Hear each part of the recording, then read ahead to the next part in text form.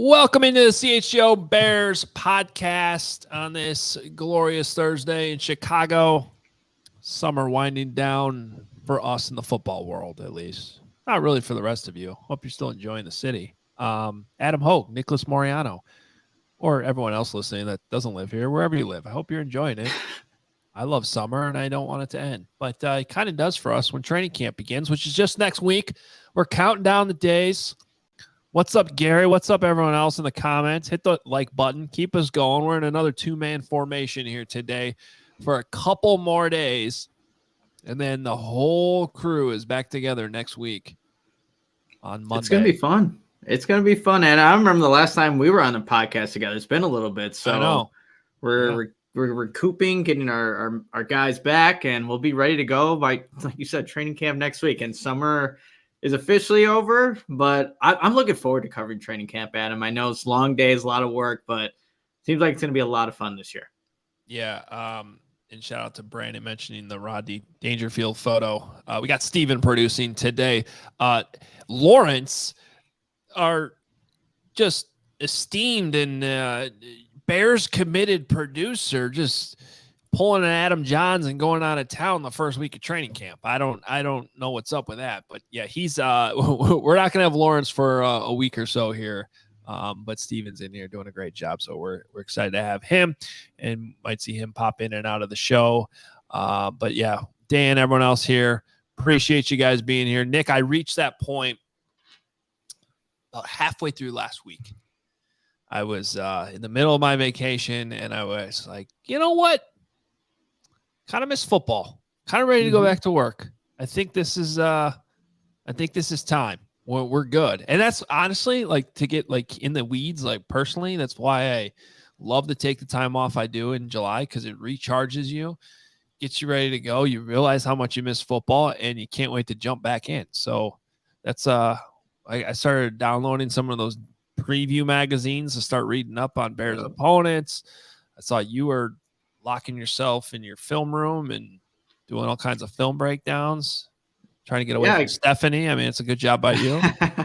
You know, it's funny because it's actually our 4-year anniversary today. I see everyone's got our anniversaries coming up, and like you, I just got locked into wanting to watch Jaquan Brisker film. I was had that need, that urge to get football back. So yeah, next week it starts, and I'm looking forward to it. Like I said. I mean, nothing says 4-year anniversary like watching some Jaquan Brisker. I think it's exactly. I think this is the perfect move there. Doug jumping in here in the comments right away. Now that we know something like 95% of the guys will make the roster, I'm getting antsy to see how they perform in real games. I'm looking forward to seeing how they perform in practice with the pads on, especially on the line of scrimmage. Seeing some of that go down next week. Now, just so everyone's aware of how camp works. Tuesday's report day. They show up, they go through physical, usually conditioning test. And then Wednesday is when they'll have their first practice. That first one is usually lighter. It's close to the public. We're allowed to be there, but we can't give you live updates during practice. We can give you some observations after practice. And then Thursday is the first one open. And then typically, I don't know if we have the exact answer right now, but typically it's either that Friday or Saturday. I feel like usually that Saturday practice that where the pads go on. And that's always my favorite practice of the year, typically. They finally get to see those guys on the line of scrimmage go after each other. And we get to see the running backs actually make some blocks and pass pro. Yeah. There's a lot that we haven't seen up to this point in OTA's mini camp, where they're still in shorts and helmets, where when that first day of pads comes, we're finally going to see, hey, Jervon Dexter, Zach Pickens, what they're doing in the interior of this offensive line, and how Roschon Johnson and the rest of the running backs hold up in pass pro. Like, that's where it gets exciting. That's where real football starts to happen. And, you know, it's good that we're getting to that point right now. Yeah, an underrated drill, as much as we talk about the one-on-one offensive defensive line, but I love when the linebackers go up against running backs. in Who's pass stopping pro. Tremaine Edmonds? Who's stopping Tremaine Edmonds right now, Adam? The first running back that does that, he's a starter. If you could stop Tremaine Edmonds in pass pro, you got some good things going for you.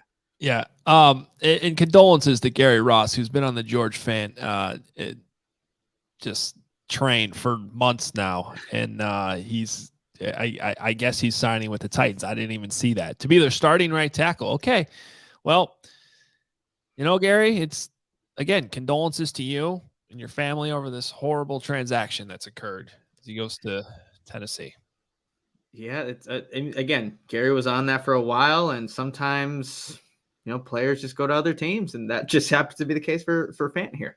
People taking a lot of shots at Carm in the comments already today. Very much on brand. There's another guy in the comments who is just begging to be acknowledged, but he broke my trust via text message the other day. So we're not even going to mention who that is. We're not even going to acknowledge his presence.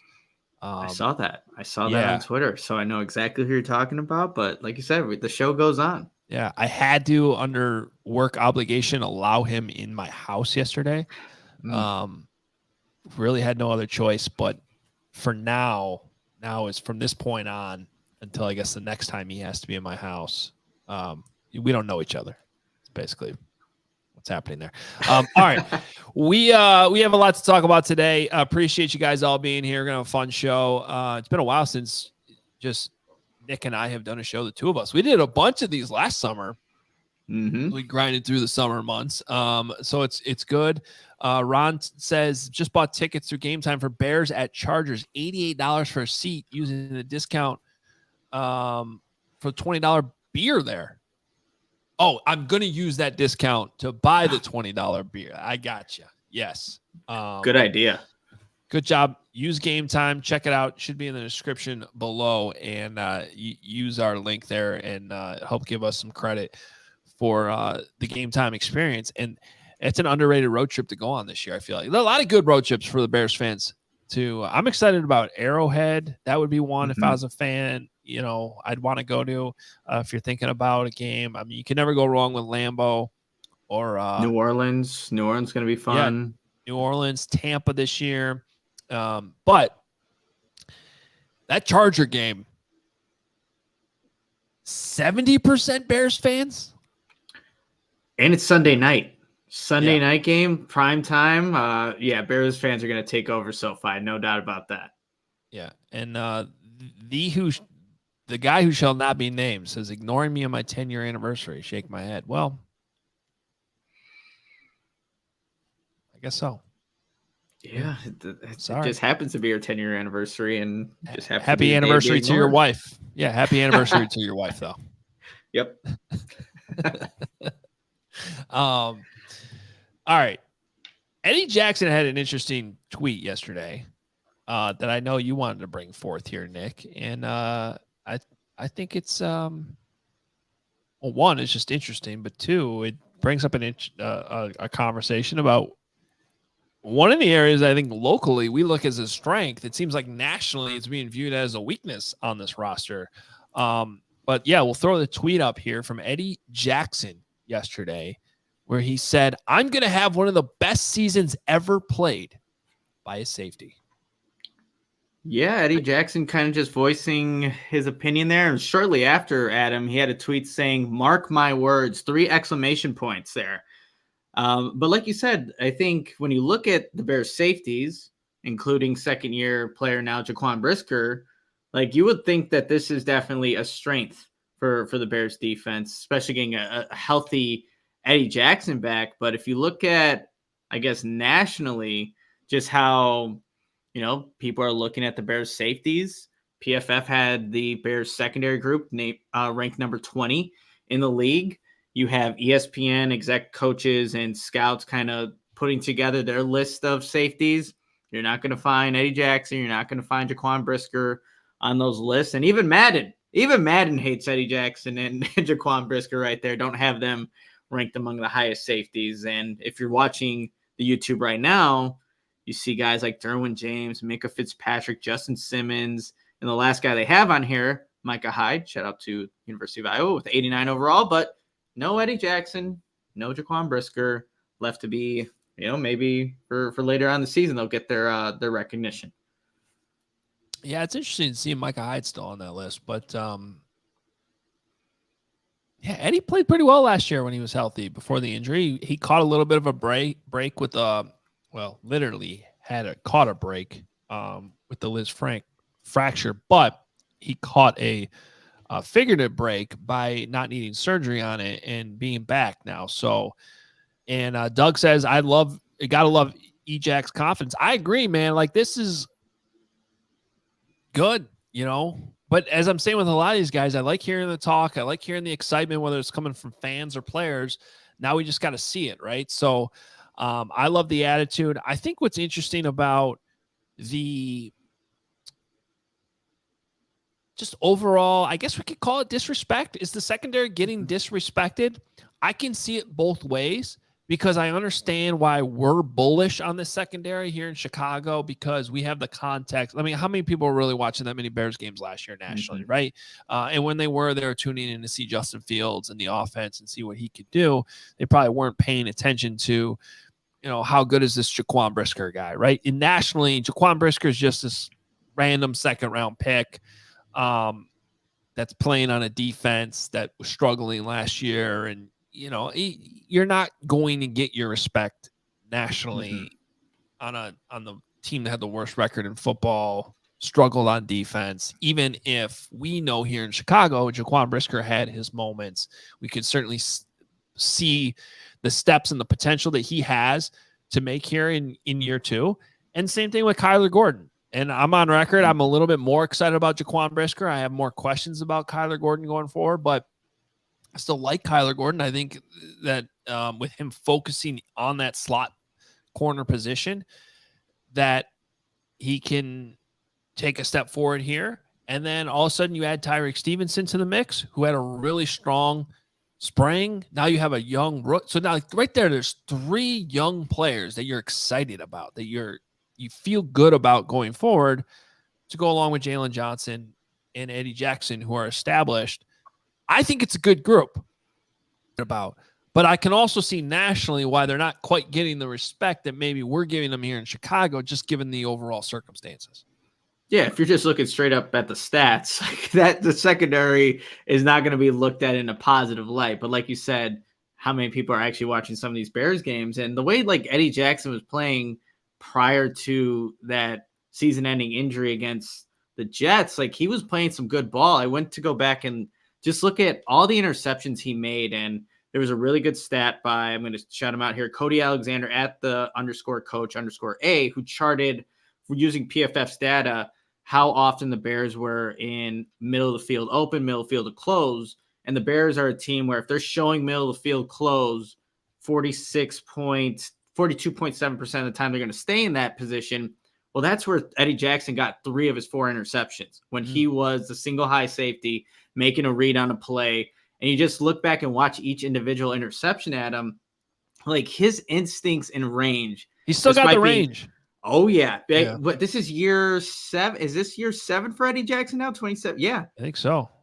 So it's seeing the interception he made against the Giants, Adam, that shows me that Eddie Jackson's still here to play, can still produce at a high level, still has the range instincts that are, reasons for why to be optimistic. When a guy says he wants to be the best safety or have one of the best seasons as a safety, Eddie Jackson was playing some good football prior to that injury. So it's encouraging, again, to see guys like that still have the confidence in themselves and being second year in Alan Williams defense, doing some good things his first year prior to that injury. I'm looking forward to seeing what Eddie Jackson can do in year 2. Hopefully there's a little bit more pass rush to go along. That's still a big question mark. But if there is, I think you're going to see more plays being made by Eddie Jackson, who's happened. Yeah, Doug putting here in the comments, the Bears are being treated as a forever 3-win team by some pundits, and others are on board with the worst to first narrative. It'll be a wild mix of respect and no respect this year. I have to say, overall, I feel like I have sensed more optimism about the Bears. Like I feel like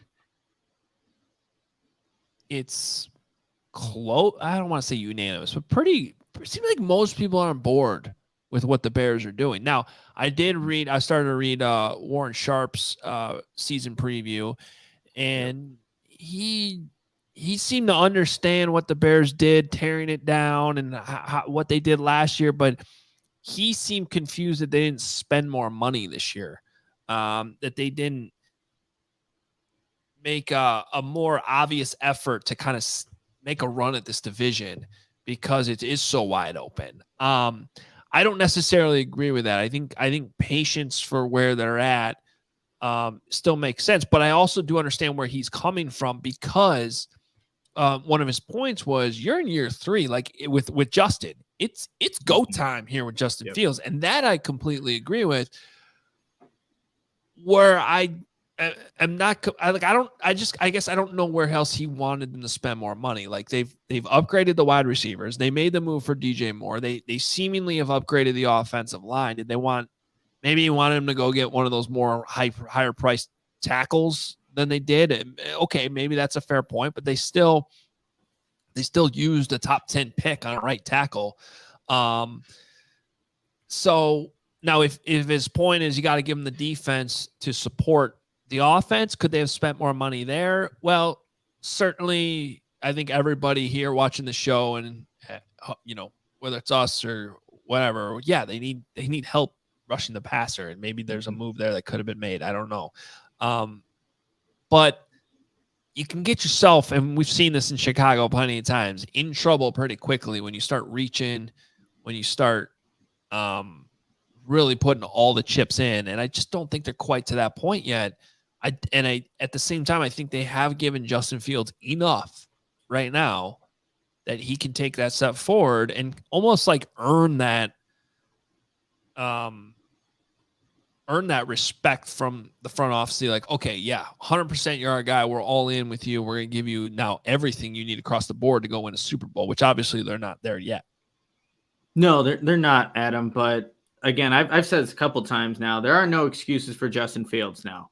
Like he has, they upgraded the offensive line. Yes, it's a bunch of new guys and new positions, but it's a better group than it was last season. You have your number 1 wide receiver. Chase Claypool's in another year. Darnell Mooney looks buff and healthy. Like this is the year to go show that you can throw the ball in this league.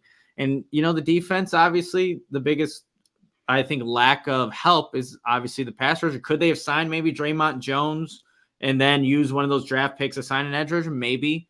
But look, this is the route they took. This is the players identified, and now they got to go work with what they got. And I think overall too, I would say most people feel like the Bears are in the right direction, but I know there are some and I know we have a super chat about Colin Cowherd about, some of the things that the Bears did are not quite, again, in that positive light. But I would say, I would agree with you that most people think that the Bears are at least trending in the right direction, made the right moves to not be the worst team in 2023 again. But on that topic of Justin Fields no longer having excuses, like that's okay. I just want to make that clear. Like I want people to know this. Like we're gonna hold him to a high standard in training camp and in the preseason, and I think that's okay. I think people confuse that with hating on Justin Fields. Like what happened in minicamp when it wasn't his best day. I'm sure he would tell you it wasn't his best day. The coaches would tell you it wasn't his best day, and everyone got so uptight about that.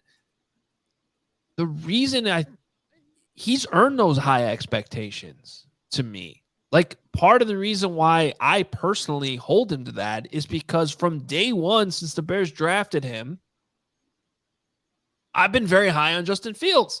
I think he's a really good quarterback. I think he can still continue to be a lot better and can potentially get into the MVP conversation someday if he continues to grow. Those high expectations are earned, and then you're going to hold him to that standard. That's not hating on the quarterback when he has a bad day. It's like pointing out the exception to the rule almost. And so I just hope everyone understands that. Like, it's okay to hold Justin Fields to a high standard. This is year 3. It's go time.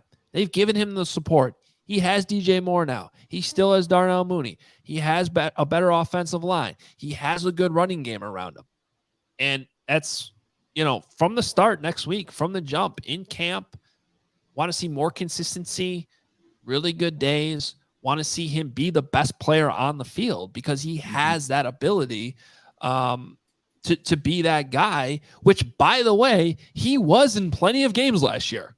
Like, that was a real thing where even when the Bears would lose, you'd be like, who is the best player on the field today? It's Justin Fields. That's a great thing. We're not used to seeing that with the quarterback in Chicago. No, we're not. And you also factor in like the timeline of things, right? This is year 3. Contracts are going to be coming up. Like, you need to know that he's your guy moving forward if you're really going to invest in him financially. And to your point about him being the guy, like, we also saw that too, just in the joint practices with the Dolphins. When we go to Indy and see Justin Fields play those Colts defenders, like, you want to come away with Justin Fields being a lot better than, their rookie quarterback, looking like he's making the throws, looking like he's comfortable in this offense. And, I have a lot of faith that Justin Fields will show that throughout training camp and then at the start of the season. But again, no excuses. Justin Fields, if he's that guy, which I think he is, he's going to show out and show exactly why, the Bears moved up, the last regime moved up to go get him and prove to a lot of people and prove a lot of critics wrong that he can do his thing here in this league. JR says, Hoge sounds like he came back from vacation with a little attitude. I like it. Must be getting close to training camp. That's right. I got those football juices going, JR. Mm-hmm. I'm ready to go. I can't wait. I'm excited for it, and we're going to have a lot of fun here in the next few weeks for sure. Can't wait to see all you guys here with us throughout training camp, and hopefully a lot of new listeners and viewers as well along the way. Hey, we're going to get to some of your super chats here. But first, want to make sure you are up to speed on our friends at Sunnyside, because Sunnyside is your home for judgment-free cannabis shopping, a place where all kinds of visitors are welcome to explore, discover, and purchase a wide array of high-quality products. Sunnyside is everything you need to elevate your summer. It's your one-stop shop for all your cannabis needs, no matter where you are on your cannabis journey. Easy online ordering is available, in-store pickup. Great transparent loyalty program that Sunnyside has. It's called Sunnyside Rewards. Illinois' favorite dispensary, from the city to the suburbs, Wrigleyville to River North, Champaign to South Beloit. That's where Sunnyside comes in. They got you covered everywhere. And some of the examples they have, like Good News gummies. They got the rechargeable vape pen, which is perfect for great moments with the crew. You might want to try out Wonder Wellness Company, wants to make the world of cannabis simple to understand and easy to experience for everyone. So that's one of the products that they offer. The brand's low-dose formulations. They're offered in gummies and mints. They allow people to control their high, whether it's just for microdosing throughout the day or just easing into their cannabis experience. It's probably a good one to start with. And through August, you're going to want to make sure you take advantage of this. Head to sunnyside.shop. Use code CHGO25 at checkout for 25% off your total order. It's a big deal here in the cannabis world. Use one per customer, but you can use that code CHGO25 at checkout, 25% off, one use per customer. That's not stackable with other promotions. And that's not only for new customers. This is key. Anybody can use your code. If you're already a Sunnyside customer, you can still use that CHGO25 one time. Pick up everything you need to elevate your summer. Must be 21 plus or an Illinois MedCard holder. Everyone's got to go check out Sunnyside. And you have to check out Lewis University, because many of the students are adults just like you. Many have full-time jobs and or families. All of them chose Lewis's supportive educational community to help make their transition back to school as easy as possible to earn a respected degree. 35 miles southwest of Chicago and Romeoville, ranked as one of U.S. News & World Report's top-tier colleges, Lewis partners with numerous employers for tuition discounts and offers evening, online, and blended formats to help you balance work, family, and education. Faculty, they bring real-world experience and instruction to the classroom, and I could tell you, graduating from DePaul last year, that is so beneficial to have somebody, an instructor who has real-world experience, and you get that at Lewis University. So it's immediately relevant to your career. And they also offer career support and academic resources for adult students. And whether you're looking to complete your bachelor's or master's degree or enroll in a professional certificate program, Lewis has the right program for you. Lewis offers several career-focused programs that will set you up for success. We're just going to highlight one here, the criminal justice, public safety. First responders receive 20% off tuition discount, and tuition is deferred for 6 weeks after the end of each class. And also they have adult undergraduate programs like computer science, aviation maintenance, technology certificate, business analytics, you name it. Lewis University has it. And here's the most important part. Discover how a degree from Lewis can help you build a better world.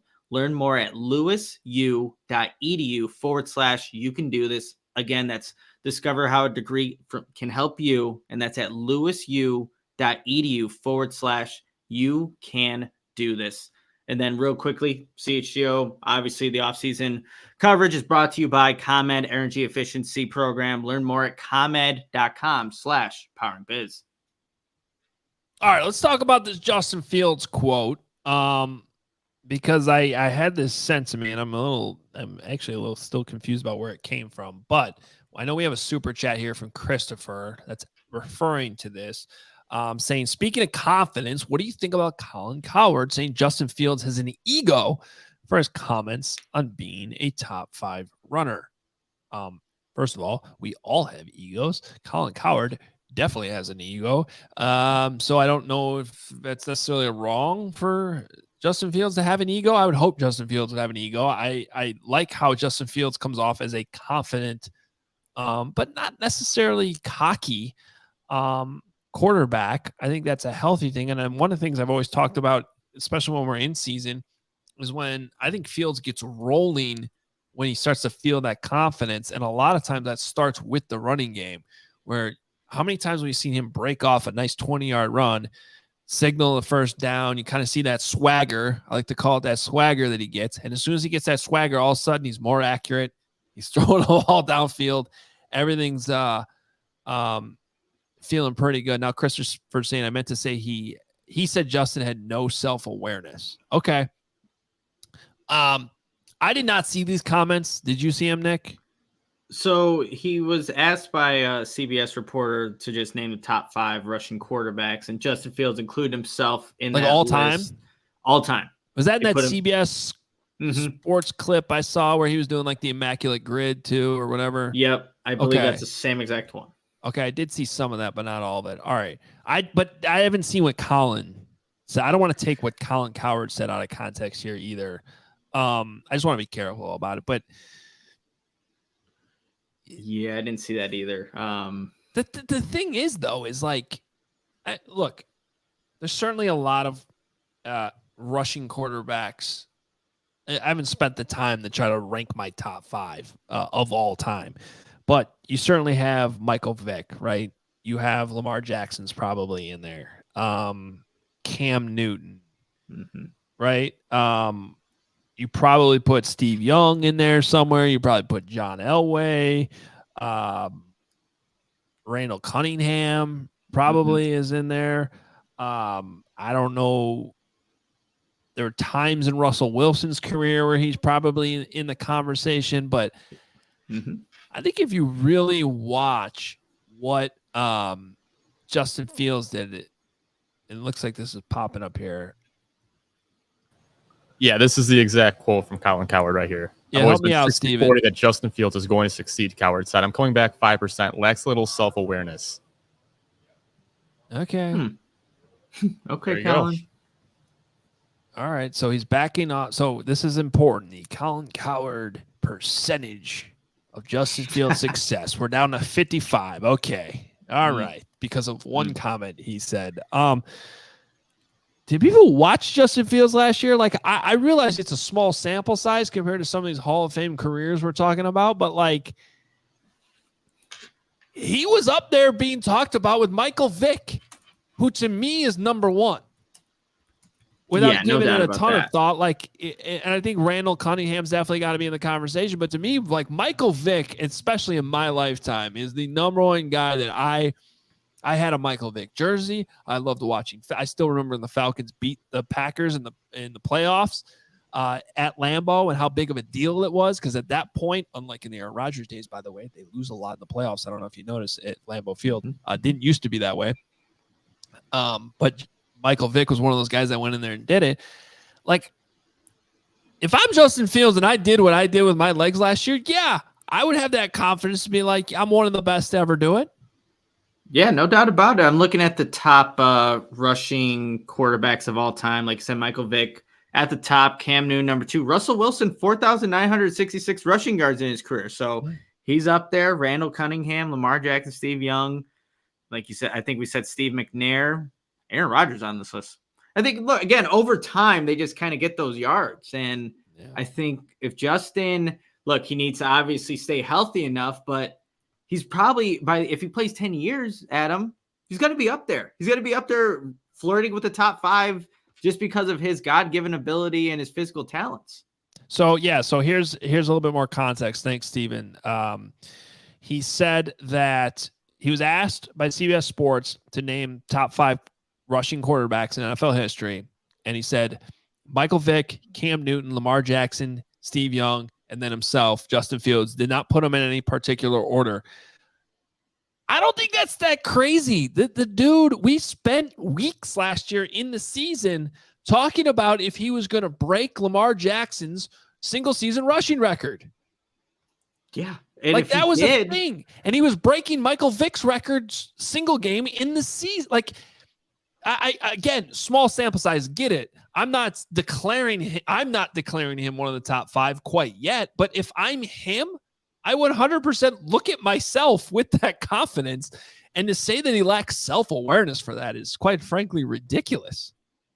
Yeah, I think, again, we're at this point in the season. Everything that's said is going to be amplified to, a crazy amount right now. And look, Justin's just being confident in who he is. And he said, too, he doesn't want to keep running like that. So, and if he ends up flirting, like I said, with that top 5 stats there, which, if he's running for 1,001 season, even if he's not getting to that mark next year, or the following year, he's going to be pretty damn close to some of these guys on his list. All right. And Eric, thank you, Eric, here. This is what I'm getting at. What professional athlete doesn't have a bit of an ego to get to that level, right? Like I'm 100% on board with that. Like I hope you have you're not going overboard with it, right? Like, which happens really to any human being. The more and more established you get, the more successful you get, like the more confidence you have. I'm sure, like, to some extent, that's why Aaron Rodgers has kind of become what he's become to that level where it kind of became a problem. But, like, come on, we're not even close to that in any stratosphere with Justin Fields, who seems to have just the right amount of confidence. In fact, there's times where I wish he had more confidence. Like, just go do it. So I think it's, I don't know. I'm kind of blown away by this thing. But. Yeah, and if this comment from your boy Boogie, he was comparing him, I think he was referring to Colin Cowherd, to Baker Mayfield, Johnny Manziel. Completely different people. I mean, like, Justin Fields is not in that stratosphere. Like, have you seen all the Justin Fields content lately where he's out having cams, celebrating with the kids, and, just giving back to the community? Like, that's those guys, and Fields couldn't be any more different. Also, Baker Mayfield is even different from Johnny Manziel. Yeah, like those two aren't. That's not even fair to Baker to put him in that conversation. True. Baker's confidence is one of the reasons why I liked him coming out too. I think that some of his limitations and quarterback, like, just passing things have been his downfall, and maybe a little bit. He maybe goes overboard just a little bit to the point that maybe he's, ruffled some feathers along the way in the locker room. I certainly understand that. I don't think Justin Fields is anywhere close to those guys, though. That's kind of ridiculous. Let's get to the next super chat here. Bro Delicious $4.99. Appreciate you. Does Eberflus have a shorter or longer leash since he has been highly involved in defensive talent evaluation and acquisition? Real quick. Not that there's anything wrong with this question. It's a great question, but I just wouldn't limit it to defensive talent evaluation. I think he's been involved in the offensive stuff too. It was actually something I wanted to bring up because I've also noticed this nationally. Like, people are dogging Flus for last year's defense. And I think there's a couple things wrong with that. One is I don't think they really realized what the Bears were doing last year and how they were ripping that defense apart gradually as the season went along. Now, I do think it's fair to hold the defense to a much higher standard this year. Absolutely. But the other side of that is, like, I think we fall into this trap sometimes where we've almost forgotten the idea of a true CEO head coach, where we just assume that every coach is. Now, the ones that are play callers on offense, like, yes, they kind of get put in their own category. The Kyle Shanahans of the world, certainly Sean McVay, Matt LaFleur, yes, like, that's different. But from day one, I really, truly feel like Matt Eberflus has come in here and been like, I'm overseeing all this, and I'm giving offense and defense equal time. And that defense is Alan Williams' defense. So should he take on a little bit more of a beating if the defense continues to struggle compared to the offense? Well, maybe, because he does have that defensive background. These are his assistants that he's brought in and elevated, I think, to some extent. But I think we should be aware of that I think Matt Eberflus is giving just as much time and energy to the offense, and that involves talent evaluation and acquisition. So I don't mean to cop out of the question. I don't know that the leash is any longer or shorter. But having the relationship that Poles and Eberflus do, I don't think we're anywhere near close to talking about how long or short the leash is, quite frankly, until we see some results this year. And if they struggle, then I think it just is a reflection of the wins and losses, right? Yeah, and I think it's how they struggle too will be more of a reflection maybe on the head coach. Like, if they're just not executing well, they look confused when they're coming in and out of the huddle, whether it's on offense or defense, like that will fall on the head coach and how they kind of plan the week out and we're preparing for an opponent. And I think the Bears were one of the better teams in not being penalized last season. And that's also an indication on how the head coach operates his football team. So should get credit for that, even in a 3-win season. But yeah, there's, again, almost like Eddie Jackson, like, and of course he's not going to get a lot of credit for winning 3 games, but I think this season when the Bears start winning more games, I don't even know if you'll see Matt Eberflus get a lot of credit for, the Bears going in the right direction, even if that happens. Yeah. It's an interesting question. I just think my headline on it right now is just, I like the collaboration that they have. I know people hate that word from the last regime, but I do like how much Ryan Poles involves not just Flus, but the entire coaching staff. Think about going back to the combine when Flus was like, we've been just working on free agent evaluations for like weeks now and been pumping them out. Like, they're all involved in it. And yes, it's still the front office making that decision, but you want your front office and coaching staff cohesive to make sure that the players you're acquiring fit what they're trying to do. Or if they don't, can the coaching staff adapt to include a player like that? And because I always prefer that, actually, if you're willing to adapt to the player to make sure that he fits it's a balance. You can't go one way or the other. There's got to be a balance. But as long as the front office and the coaching staff's on the same page there, you're going to get better results. And I do think that the Bears have been working hard on that. And I think that's why sometimes they've been picky on where they're spending their money. And it might look like they're being cheap at times, but I think they're just being picky to make sure that they're getting the guys that they really feel like are both culture fits and schematic fits for what they're trying to do to win football games here. Yeah, no detail gets overlooked with those guys. And it seems like they're all in sync, inclusive with what they're thinking, what they want to do, what's the next move. Like, everyone's, I think, going to be in lockstep of, something's going to happen. It's not going to be out of left field with these guys, which is nice to see with any coaching staff. And I would feel like, out of the other 31 NFL teams, it should be like that if you're going to make big moves, but it definitely feels that way with this current regime. Hey, real quick, want to make sure everyone is aware, and I hope that especially if you're local, you're able to join us in some very important points here. August 25th, we got our CHGO Kickoff Classic at Cog Hill, right? We're going to celebrate the start of the football season with our first ever golf outing.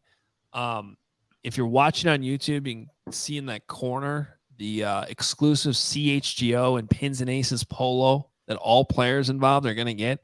I'm telling you, that shirt is going to be fire because we've seen what Pins and Aces has been able to do at DNVR and PHNX with their golf outings. The shirts are awesome. You're getting 18 holes with the cart. We're going to have some contests, giveaways, prizes along the way, and then there's going to be lunch, drinks, and a ceremony after the round. It's going to be a really fun day. If you're a diehard, you get a discount when you sign up. So if you're not a diehard, this might be one of the times where you want to sign up. Now, if you've been on the fence, but you want to join us for the golf outing, the diehard membership, if you use it properly, pays for itself throughout the year.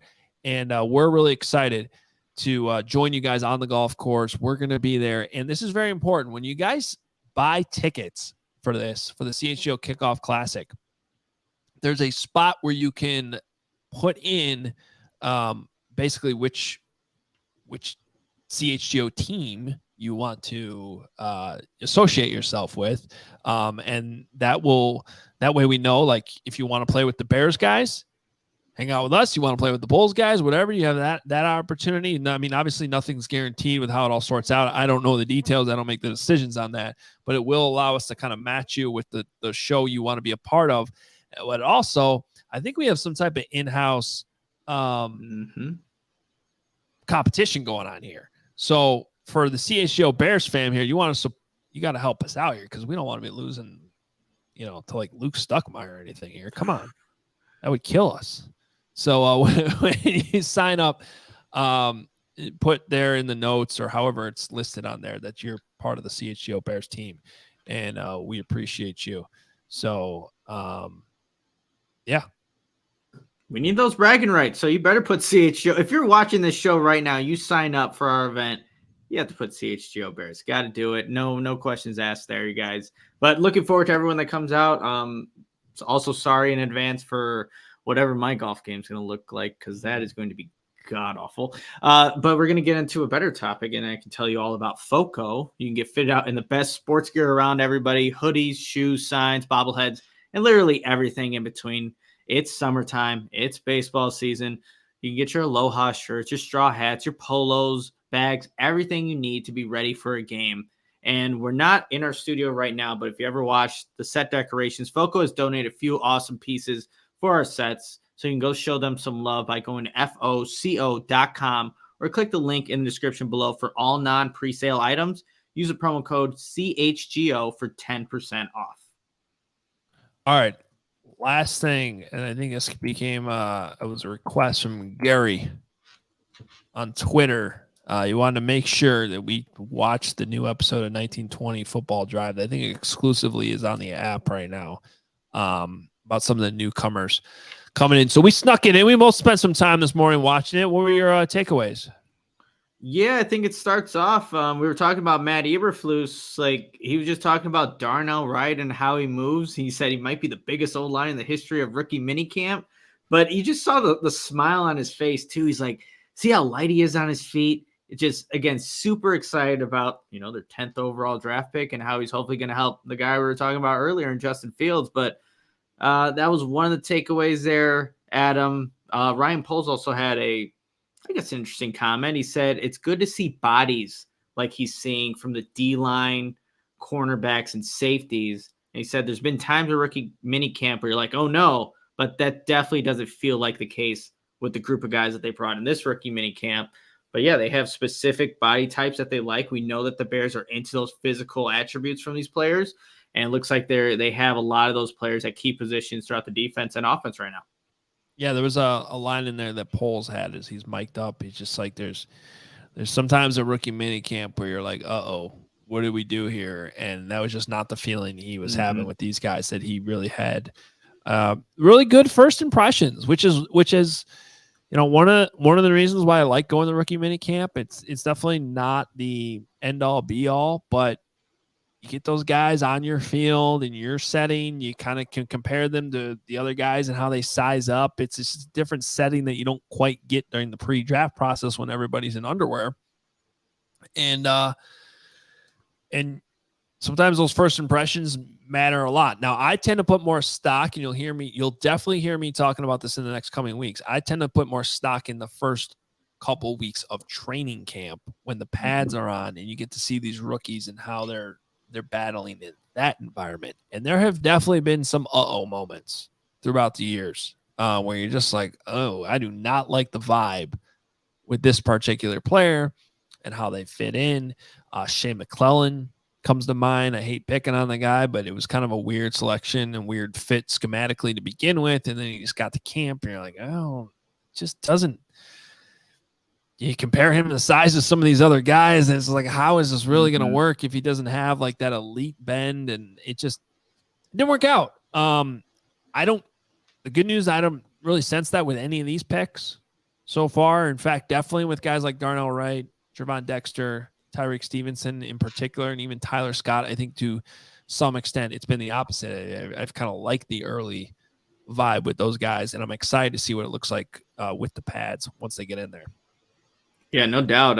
Another key takeaway for me just watching the 1920 football drive here, just Dave Borgonzi's, the linebackers coach, his kind of segment in that part there. They had the guys watch a video clip of Kobe Bryant and how he approaches practice. Push yourself past exhaustion was the key takeaway from the video of Kobe Bryant. And he wants his players to really embody that. If you can practice, to this point of exhaustion now, the games in the fourth quarter should be easy. And I agree with that. Like, practice should be harder than the game. So when you get to the games, you're able to handle it, whether it's pressure situations, you're down by a few points, whatever it may be, you're ready for it. You practice against your teammates. You know what it's going to be like. But I just liked how he kind of highlighted that. And he had obviously glowing remarks about Tremaine Edmonds, TJ Edwards, and, how they're impacting the linebacker room and this overall team. Someone else in here, Matt, your boy Boogie mentioned Adam Shaheen too. That was another one where early on, I just remember like he's just not. He's clunky. Yes, clunky. That's a good word. Like he's like it's like a baby deer trying to walk, or like, I'm not trying to be mean, but something was just like it was off. Like it was off, Adam. It's just something. It wasn't coordinated the way you wanted him to be coordinated. Something was like, really. And then it didn't work out. And I would have loved to see it work out because he certainly had the size and some exciting college tape, just not at a high enough level, I guess. All right. So tomorrow it'll be Nick and Will taking you into the weekend. I guess where I'm going to actually be tomorrow with my son. I will be taking a tour of U.S. Bank Stadium. Oh, nice. In Minneapolis. Obviously, I've been there a bunch of times covering games. Love the stadium. You guys have heard me talk about it enough. But my son's never been there. Obviously, there's no game going on. We're doing our annual baseball trip. White Sox play the Twins tomorrow night, so we're gonna go see that. I guess I'll give the Twins my money and not the White Sox. But I decided to throw in a little tour, especially with the Kevin Warren connections and they're saying that the stadium needs upgrades now. Let's see it. Let's see what's going on there. So we'll I'll maybe follow me on Instagram at Adam Hoge, and we'll do some Instagram stories or something while we're going through the stadium that definitely has a connection to the Chicago Bears as we talk about a potential new stadium. So I'm excited for that. And one more weekend with the family, back full go Monday. Can't wait. Football's underway. Feels like it's here. And looking forward to seeing you guys, Nick and Will, on tomorrow's show as well as we head into the weekend. Yeah, it should be fun. Anytime we can go back to US Bank Stadium, Adam, it's a good time. Been seeing a lot of it lately. I don't know if you've got a chance to watch it. The quarterback series on Netflix. Oh, yeah. Watch the whole thing.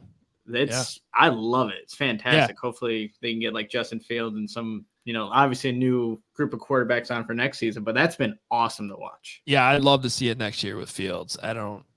We talked a little bit about this on yesterday's show, like how that would work with the Bears. They're so against hard knocks. Like, but if Justin wants to do it, like it honestly, if you watch the show, it doesn't seem that invasive to the team. It's a lot of stuff behind the scenes, like off the field, at their houses or doing interviews, outside of team hours, certainly. So it seems like something that would be doable to me. And I after seeing what we saw from Patrick Mahomes and Kirk Cousins and Marcus Mariota in this season, it was really good. They've already renewed it for season 2. It was well produced. I mean, really anything NFL Films does is good. Yeah. So I can't get enough of it. Some years of Hard Knocks is not as entertaining as others, but it's still always usually interesting to watch. So can't wait to see the whiny Jets on this year's Hard Knocks. It's almost better that they don't want to do it. It's going to make it more entertaining somehow. It should. I mean, obviously I'll tune in and watch and see what Aaron Rodgers had to say with all, his new team. But yeah, like you said, it may not be the best season, but it'll still be football. And we're urging for it. We want it. It's almost here. All right. So again, Nick and Will tomorrow. Everybody back Monday. Can't wait. Everybody reporting to training camp Tuesday. It's going to be an entertaining week. Help us out. Hit that like button. Hit subscribe. Send a link, whether it's YouTube, Spotify, however you consume the podcast, however you do it. Send a link to a friend. Help spread the word. Help support us here at CHGO as we jump into another football season. Year 2 for us at CHGO. Really excited about it. Excited about the team we have. And, it's going to be good. Can't wait. Will and Nick, we'll talk to you tomorrow at noon. See you later.